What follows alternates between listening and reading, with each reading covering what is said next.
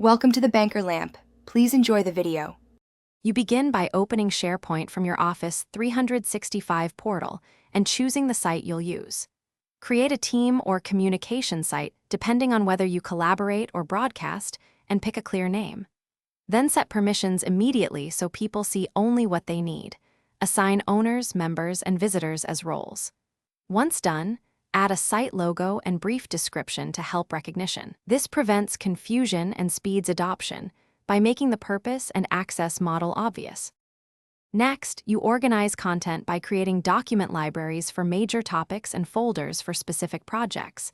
This keeps files discoverable. Configure metadata fields, custom views, and enable versioning so you can track changes and filter results quickly. Make sure sync is set for key libraries and enable co-authoring so your team can edit simultaneously. Once library structure is stable, add automated alerts or simple flows to notify stakeholders. Finally, you share the site with your team using direct links and confirm each person has the right permission level. Use guest links sparingly. Polish navigation and homepage web parts so frequent content is one click away, and add quick links for common files. If something breaks, check permissions first, clear browser cache, and reindex the site search. These steps resolve most issues. Make sure to document the final structure so future editors understand why decisions were made.